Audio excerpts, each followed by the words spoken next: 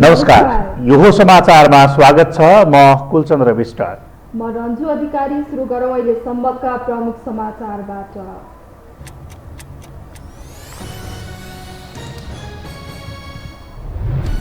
संसदको अङ्कगणित आफू अनुकूल नआएपछि पार्टी एकतामा दलहरूको जोड। दोस्रो तहका नेताहरूले बढाए सक्रियता। सिद्धान्तमा सहमति नजुट्दा ठोस प्रगति हुन सकेन। प्रधानमन्त्रीका कारण सशङ्कित बन्दै एमाले अध्यक्ष ओली। सहमति तोडेको भन्दै गठबन्धनभित्रै मोर्चाबन्दीको प्रयास। सत्ताका लागि भएको बालहटले राष्ट्रसभामाथि प्रश्न। निर्वाचन खर्चमा मितव्ययता अपनाइएको आएको भनाई। नागरिकता अनुसन्धान आफ्नो क्षेत्राधिकारमा नपर्ने जिकिर। पार्टी खारेजको अधिकार आयोगलाई नभएको दाबी। नेपाल र मलेसिया बीच श्रम सम्झौतामा थप सहकार्यको खोजी। मलेसियाका श्रमिक सरह सेवा सुविधा दिने बारे छलफल। कामदारको क्षमता वृद्धि गराएर पठाउन अनुरोध। 7 U20 महिला च्याम्पियनसिप आजदेखि बङ्गलादेशमा सुरु। नेपाल र बङ्गलादेश बीचको खेल जारी। सुखद सुरुवात गर्ने दुवै टोलीको लक्ष्य।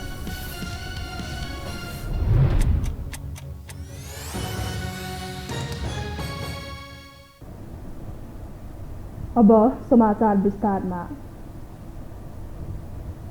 विगतमा गाली गरेका सँगै कुम जोडेर सत्ता यात्रा गर्ने निर्णयसँगै प्रश्नको सामना गर्न थालेको राष्ट्रिय स्वतन्त्र पार्टीमाथि अहिले त घेराबन्दी नै सुरु भएको छ।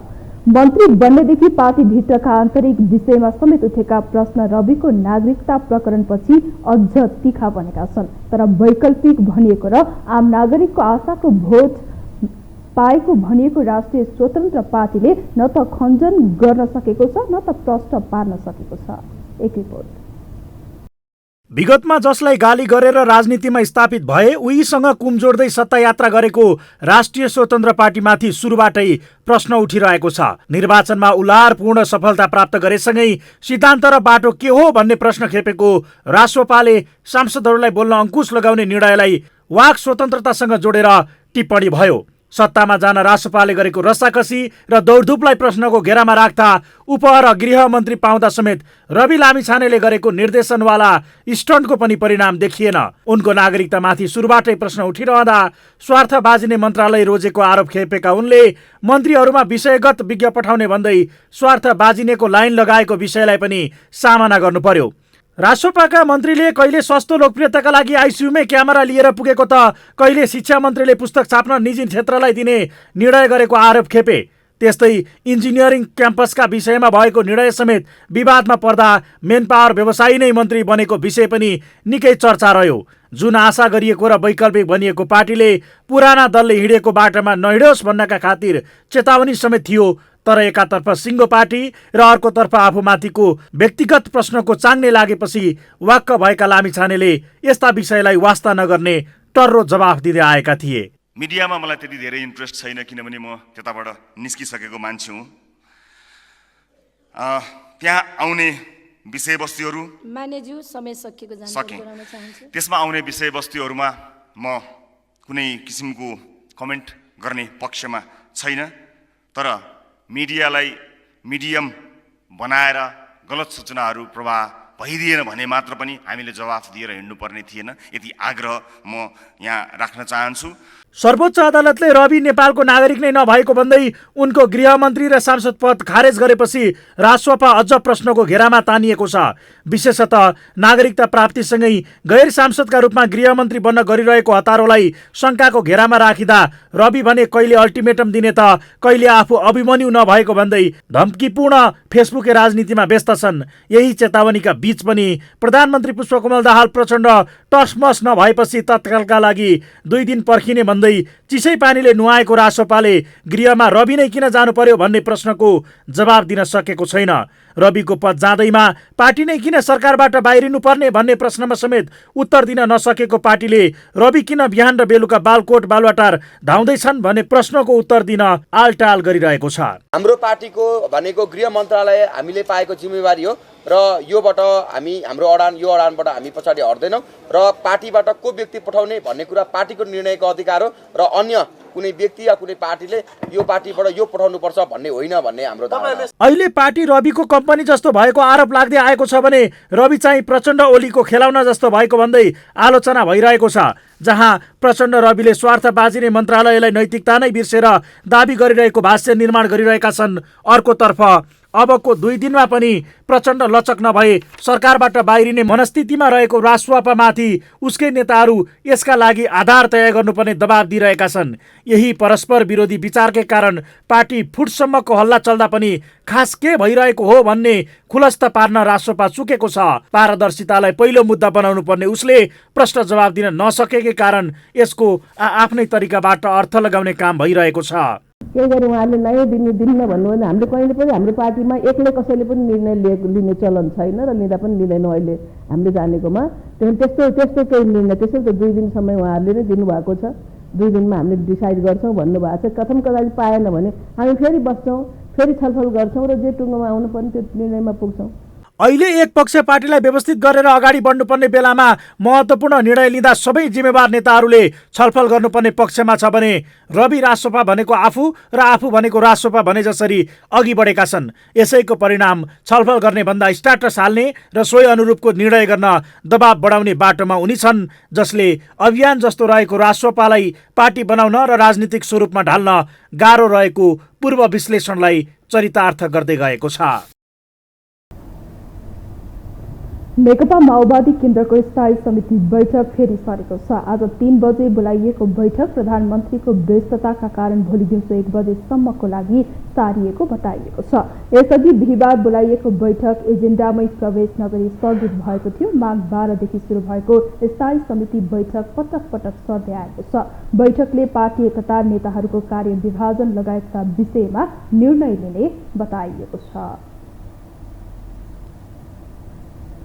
निर्वाचन आयोगका प्रमुख निर्वाचन आयुक्त दिनेश कुमार थपलियाले 2074 सालको भन्दा कम खर्चमा यसपटकको निर्वाचन सम्पन्न गरेको बताउनु भएको छ। आज सञ्चारकर्मीसँग निर्वाचनबारे छलफल कार्यक्रमलाई सम्बोधन गर्दै उहाँले निर्वाचन खर्चिलो भयो भन्ने बारेमा बारम्बार प्रश्न उठ्ने गरेको तर नेताहरूबाट नै निर्वाचन खर्चको पद्धति मिचेर गल्ती गरिरहेको बताउनु भयो। उहाँले प्रतिनिधि सभा र प्रदेश सभा तथा राष्ट्रपति उपराष्ट्रपतिको निर्वाचन सहित 7 अर्ब रुपियाँमा निर्वाचन सकेको बताउनु भयो। प्रमुख निर्वाचन आयुक्त थपलियाले निर्वाचन आयोगले मतदाता कर्मचारी, मतदाता स्थल बढेर यो बीचमा वृद्धि भएको तलब भत्ता सहितका अनिवार्य तिर्नुपर्ने खर्च सहितलाई मध्यनजर गरी 10 अर्बको अनुमान गरे पनि 3 अर्बमै निर्वाचन सकेर फिर्ता गर्ने तयारीमा रहेको बताउनु भयो।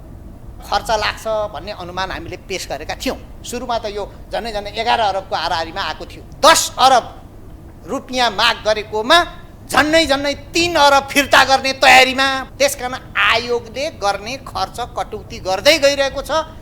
अझै पनि हामी अध्ययन गर्छौँ र आगामी निर्वाचनमा कसरी यसलाई कम गर्न सकिन्छ भन्ने अरू उपायहरू पनि खोजौँ।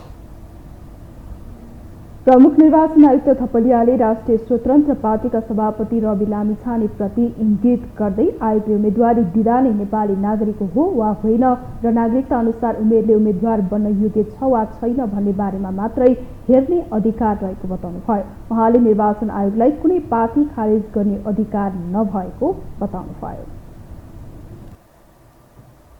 अब बाँकी समाचार। संसदको अङ्कगणित आफू अनुकूल नआएपछि राजनीतिक दलहरू पार्टी एकताको तयारीमा कम्बर कसेर लागि परेका छन्। एकीकृत समाजवादी र जनता समाजवादी पार्टी तथा माओवादी केन्द्र र नेपाल समाजवादी पार्टी बीच एकता टुङ्गोमा नपुग्दै माओवादी र एकीकृत समाजवादी पार्टी बीच पनि एकताका लागि वार्ताहरू भइरहेका छन्। समाजवादी केन्द्र गठन र वाम एकताको प्रयास पनि साना ठुला कम्युनिस्ट पार्टी बीच भइ नै रहेका छन्। आज मात्र उप प्रधानमन्त्री समेत रहेका नेकपा माओवादी केन्द्रका वरिष्ठ उपाध्यक्ष नारायण काजी श्रेष्ठ नेकपा एकीकृत समाजवादीको केन्द्रीय कार्यालयमा पुग्नु भएको थियो। एकीकृत समाजवादीका अध्यक्ष माधव कुमार नेपालसँग छलफल गर्न श्रेष्ठ आलोकनगर स्थित पार्टी कार्यालयमा पुग्नु भएको हो। यसअघि एकीकृत समाजवादीका उपमहासचिव डाक्टर विजय पौडेल बिहिबार माओवादी बैठक चलिरहेका बेला पेरिस डाँडा पुग्नु भएको थियो। भेटमा सरकारमा सहभागितादेखि पार्टी एकतासम्मको विषयले प्राथमिकता पाएको बताइन्छ। एकतामा दलहरूले जोड दिए पनि पार्टीको सिद्धान्तलाई लिएर सहमति नजुट्दा यो प्रक्रियाले सार्थकता पाउन सकेको छैन।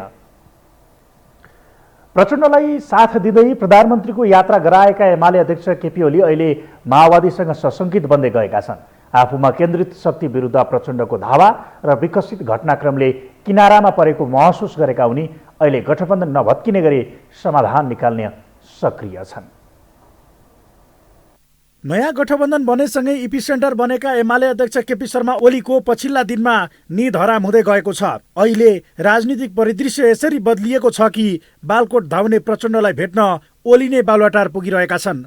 काङ्ग्रेसले प्रधानमन्त्री पुष्पकमल दाहाल प्रचण्डलाई विश्वासको मत दिएसँगै झस्किएका उनलाई माओवादीले लगाएको राष्ट्रिय सहमतिको रटानले अर्को चस्का दिएको छ, जहाँ बलियो बन्दै गएका प्रचण्ड र उनलाई कस्न बनाएको घेरा कमजोर बन्दै जानु ओलीका लागि चिन्ता थप्ने विषय बनेका हुन्।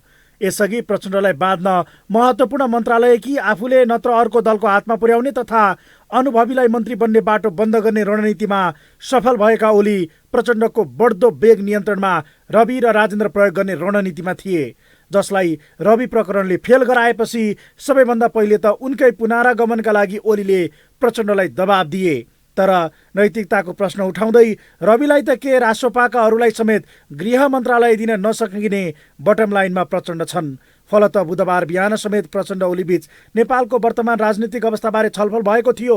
प्रधानमन्त्री प्रचण्ड र राप्रपा अध्यक्ष तथा उपप्रधानमन्त्री राजेन्द्र लिङ्गदेनबीच छलफल भए लगत्तै एमाले अध्यक्ष केपी ओली बालुवाटार पुगेका थिए भने लिङ्गदेन समेत सकारात्मक रहेको भन्दै लामिछानेलाई उपप्रधान तथा गृहमन्त्री बनाउन आग्रह गरेका थिए। आफ्नो यो रविप्रतिको नक्कली अनुरागले आगामी राष्ट्रपति निर्वाचनसम्म गठबन्धनमा गन्जागोल नहुने र राष्ट्रपतिमा आफ्नो उम्मेद्वारको जित सुनिश्चित हुने आशामा ओली छन्।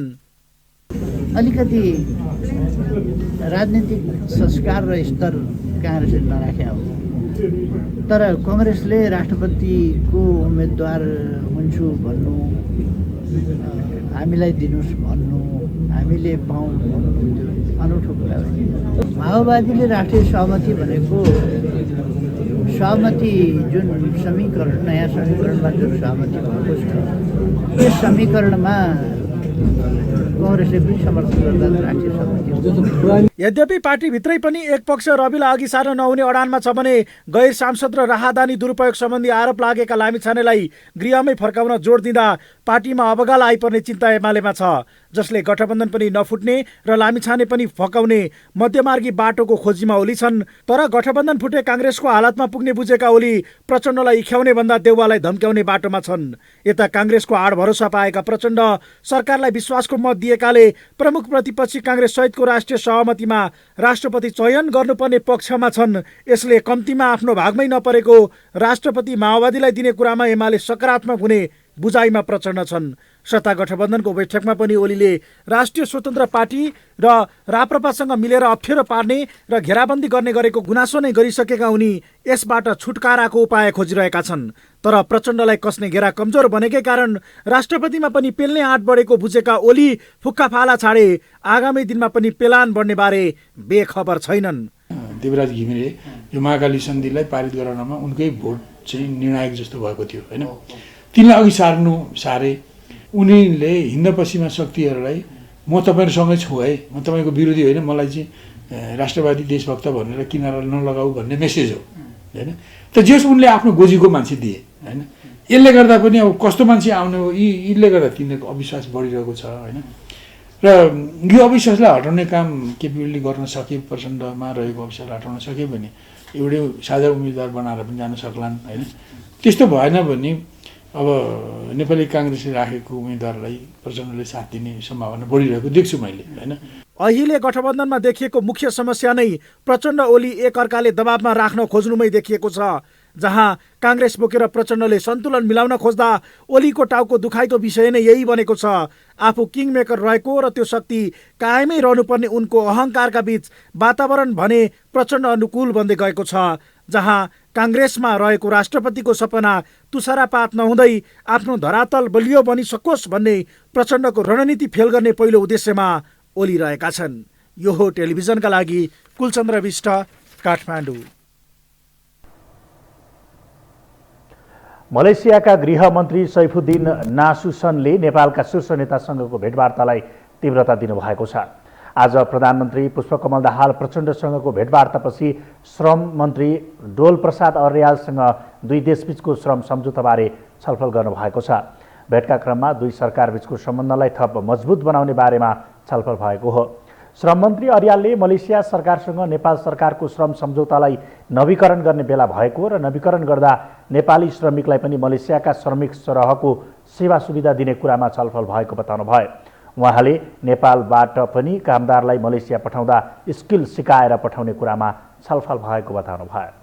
हामीले अत्यन्त सूक्ष्म तरिकाले अध्ययन गरेर आवश्यक अनुसारको सुधार गर्नुपर्ने ठाउँमा सुधार गरेर एमओयू कन्ट्याक्ट गरौँ भन्ने कुराहरू भएको छ, रिन्युअल गरौँ भन्ने कुरा भएको छ र नेपाली कामदारहरूलाई मलेसियाको लोकल कामदार र फरेनर भनेर विदेशी र स्वदेशी भनेर फरक नहुने किसिमको सेवा सुविधा दिने विषयमा उहाँले कमिटमेन्ट गर्नुभएको छ र हाम्रो पनि चाहना यही नै हो। जुन बेलासम्म नेपालीहरू विदेश जानुपर्छ त्यति बेलासम्म अलिकति स्किल बनाएर पठाउने जिम्मेवारी हामी हो र उहाँहरूले चाहिँ त्यहाँको लोकल कामदार र विदेशी कामदारमा कुनै पनि फरक नआओस् भन्ने मेरो अपेक्षा र मेरो माग पनि हो हाम्रो सरकारको तर्फबाट र उहाँले त्यसमा कमिटमेन्ट गर्नुहुन्छ।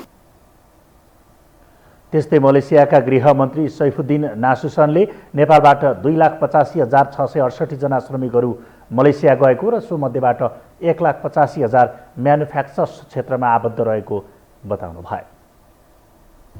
हामीसँग समाचार बाँकी नै छन्, अहिलेलाई विश्राम।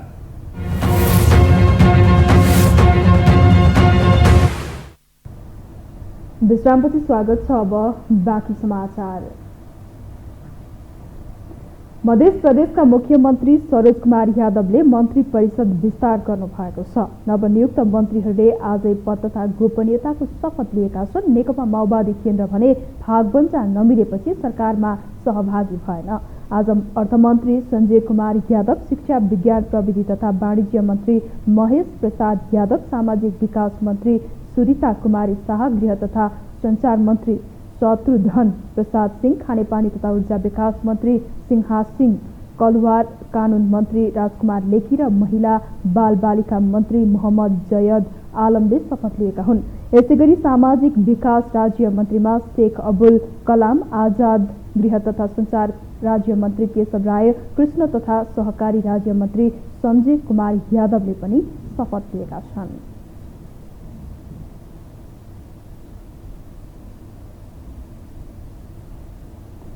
जसलाई जुन मन्त्रालयमाथि स्वार्थ छ उसैलाई त्यसैको जिम्मा दिएपछि कस्तो हुन्छ?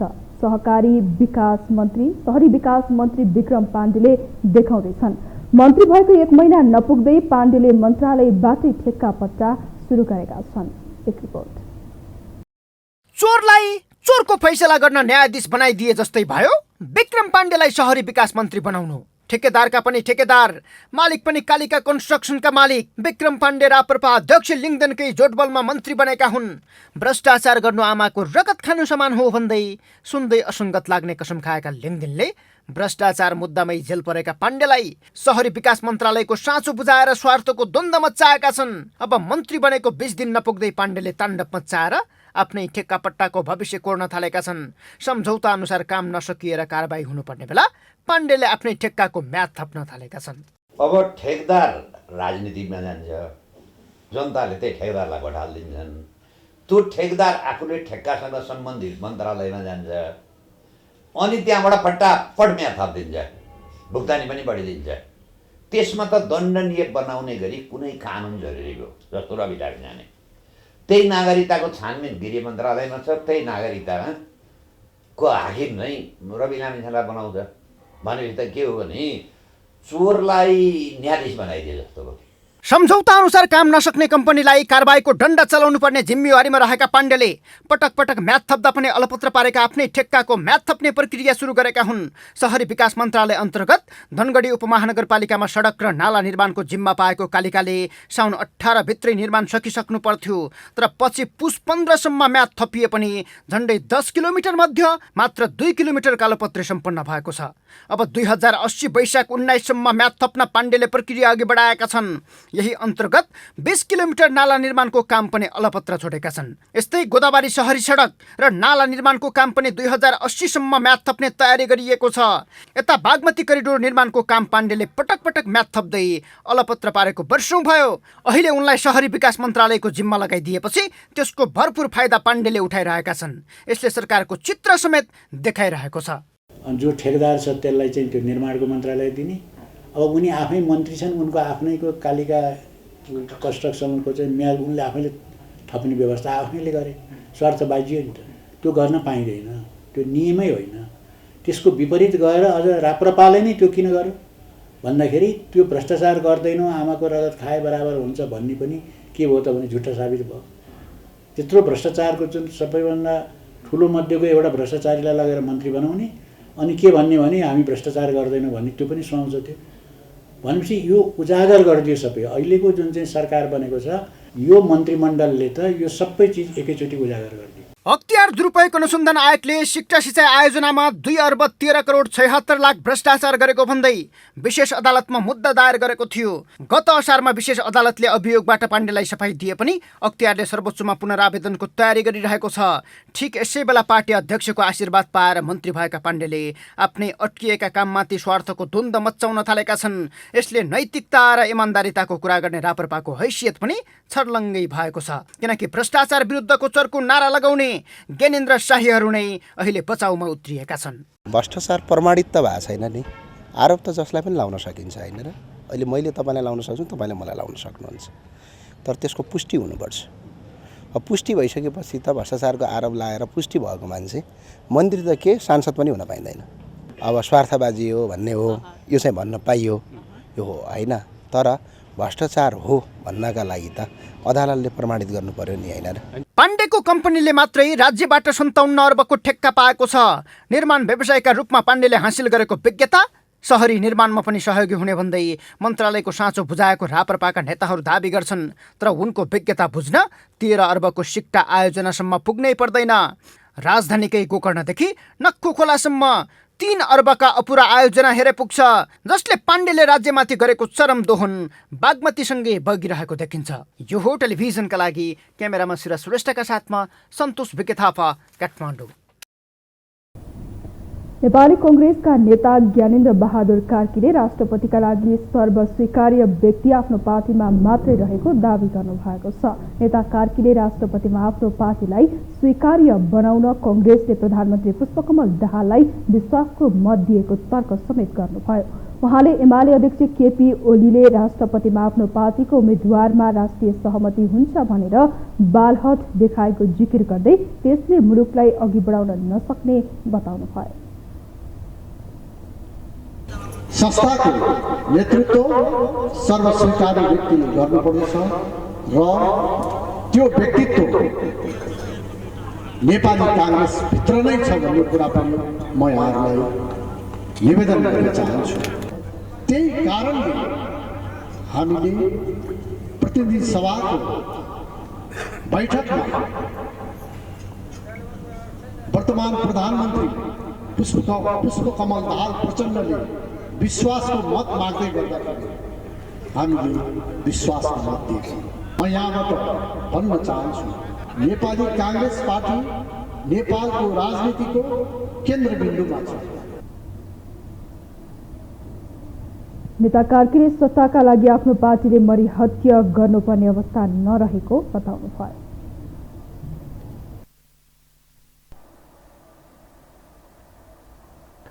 अब बाँकी समाचार। म्याग्दीबाट पठाइएको शालिग्राम शिला भारतको अयोध्या पुगेको छ। भारतको उत्तर प्रदेशमा निर्माणाधीन राम मन्दिरमा राखिने प्रतिमाका लागि प्रसिद्ध धार्मिक स्थल कालीगण्डकी नदी किनारको शिला निकाली पूजाआजा गरी पोखरा जनकपुरको जानकी मन्दिर हुँदै अयोध्या पुर्याइएको हो। एक रिपोर्ट। कालीगण्डकी नदीबाट निकालिएको शिला पोखरा जनकपुरको जानकी मन्दिर हुँदै अयोध्या पुगेको छ। शालिग्राम शिला पाइने विश्वको एकमात्र नदी कालीगण्डकीको शिलाबाट हिन्दूहरूको प्रसिद्ध धार्मिक स्थल अयोध्यामा श्रीराम जन्मभूमि मन्दिरमा भगवान श्रीरामको बाल रूपको मूर्ति निर्माण गर्ने तय भइसकेको अवस्थामा नेपालका विभिन्न स्थानमा पूजाआजा तथा स्वागत गर्दै भारत पुगेको छ। भारतमा यसको भव्य स्वागत गरिएको छ।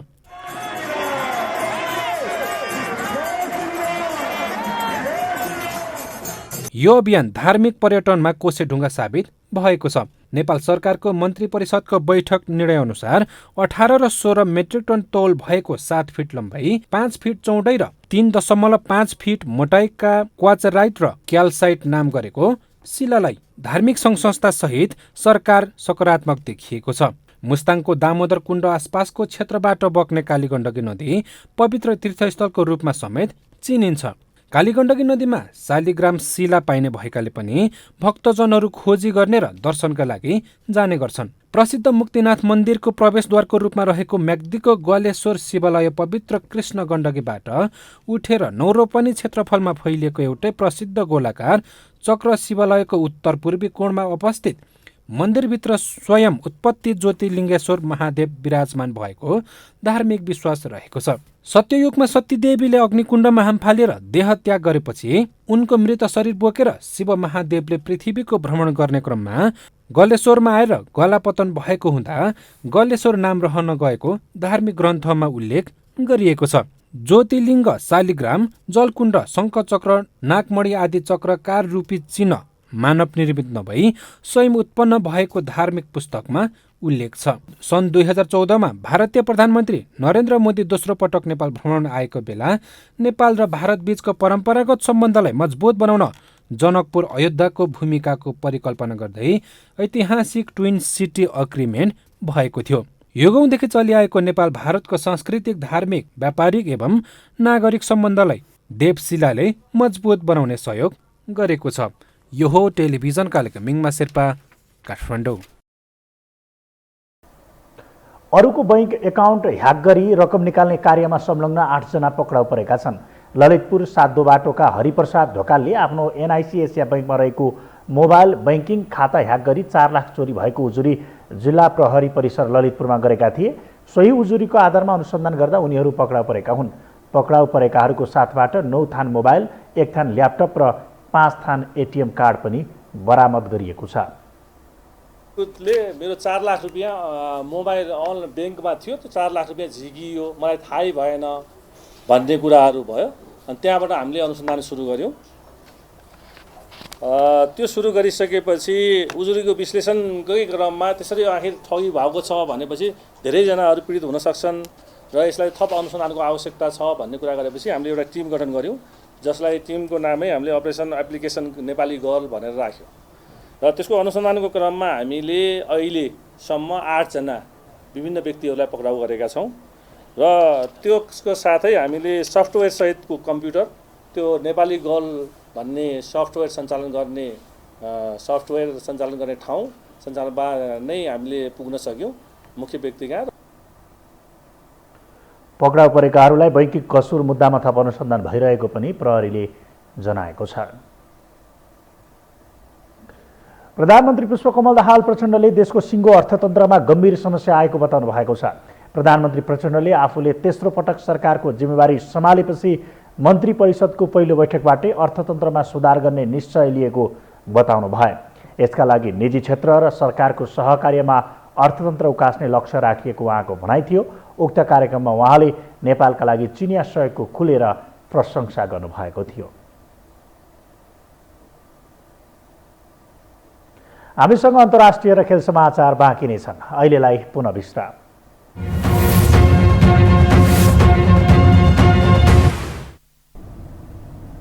विश्रामपछि स्वागत छ। अब पालो अन्तर्राष्ट्रिय समाचारको।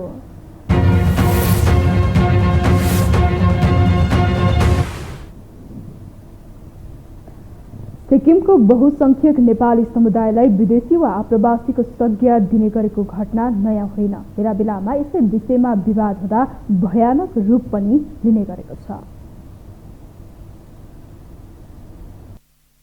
सिक्किम भारतमा विलय हुनुभन्दा अगाडि भारतका विभिन्न क्षेत्रका स्थानीयहरू सिक्किममा बसेका थिए। भारत सरकारले 2008 अप्रिलबाट आयकर छुट नदिएपछि यस्ता 400 परिवार बिच्किएका थिए। The association of old settles of Sikkim नामबाट उनीहरू संगठित समेत छन्। त्यही संस्थाको तर्फबाट भुटिया, लेप्चा र नेपाली भाषी सिक्किमेलाई जस्तै निहरूलाई पनि आयकर मिनाहाको लागि मुद्दा हालिएको थियो।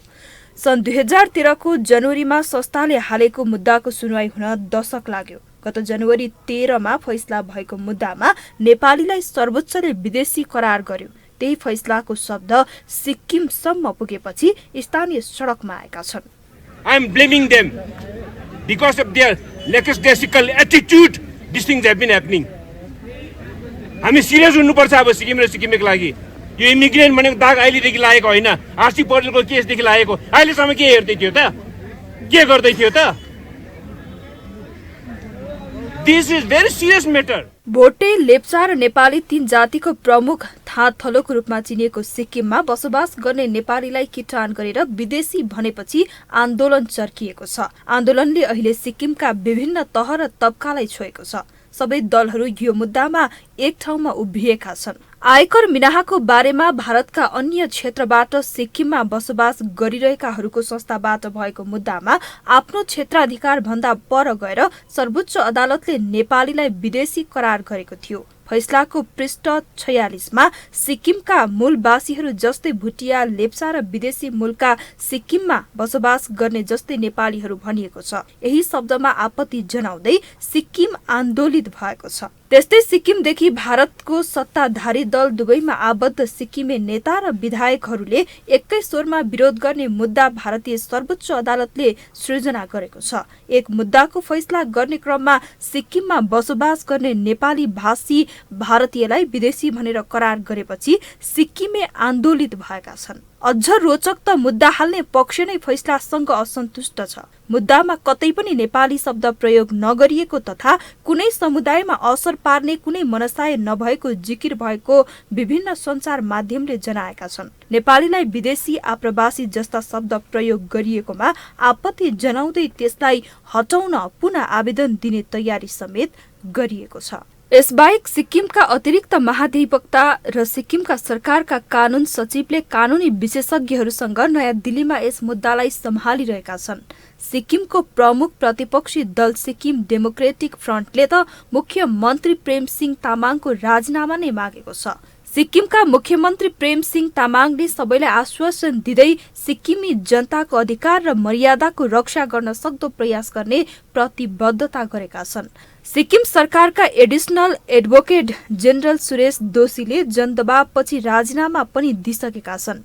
सिक्किमका स्वास्थ्य मन्त्री मणिकुमार शर्माले पनि राजीनामा दिएका छन्। शर्माले सर्वोच्चको हालैको फैसलालाई ध्यानमा राखेर आफ्नो कदम चालेको बताएका छन् भने आफ्नो राजीनामा पत्रमा उनले राज्य सरकारले सिक्किमे जनताको भावनालाई गम्भीरताका साथ नलिएको आरोप लगाएका छन्। यो हो टेलिभिजनका लागि प्रलिना अधिकारी, काठमाडौँ। अब पालो खेलकुद समाचारको।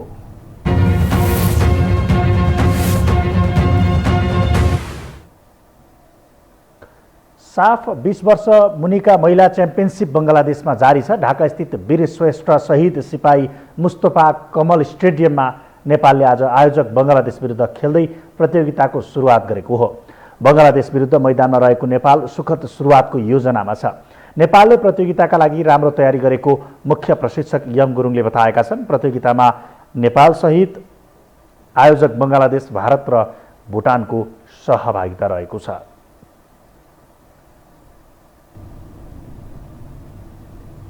खेलकुद समाचारसँगै हामी यो हो समाचारको अन्त्यमा आइपुगेका छौँ।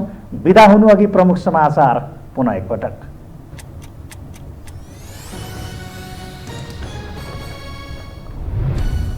संसदको अङ्कगणित आफू अनुकूल नआएपछि पार्टी एकतामा दलहरूको जोड। दोस्रो तहका नेताहरूले बढाए सक्रियता। सिद्धान्तमा सहमति नजुट्दा ठोस प्रगति हुन सकेन। प्रधानमन्त्रीका कारण सशङ्कित बन्दै एमाले अध्यक्ष ओली सहमति तोडेको भन्दै गठबन्धन भित्रै मोर्चाबन्दीको प्रयास। सत्ताका लागि भएको बाल हटले राष्ट्रपामाथि प्रश्न। निर्वाचन खर्चमा मितव्ययिता अपनाएको आयोगको भनाई। नागरिकता अनुसन्धान आफ्नो क्षेत्राधिकारमा नपर्ने जिकिर। पार्टी खारेजको अधिकार आयोगलाई नभएको दाबी। नेपाल र मलेसिया बीच श्रम सम्झौतामा थप सहकार्यको खोजी। मलेसियाका श्रमिक सरह सेवा सुविधा दिनेबारे छलफल। कामदारको क्षमता वृद्धि गराएर पठाउन अनुरोध। र 20 वर्ष मुनिको साफ महिला च्याम्पियनसिप आजदेखि बङ्गलादेशमा सुरु। नेपाल र बङ्गलादेश बीचको खेल जारी। सुखद सुरुवात गर्ने दुवै टोलीको लक्ष्य।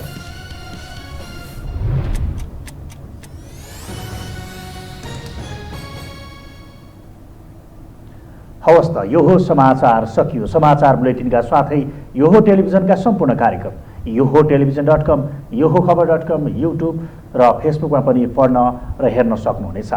मोबाइलमा यो हो टिभी एप डाउनलोड गरी हामीलाई प्रत्यक्ष हेर्न सक्नुहुनेछ। तथ्य सहितको निष्पक्ष समाचार तथा मनोरञ्जनका लागि हेर्दै रहनुहोला यो हो टेलिभिजन। नमस्कार।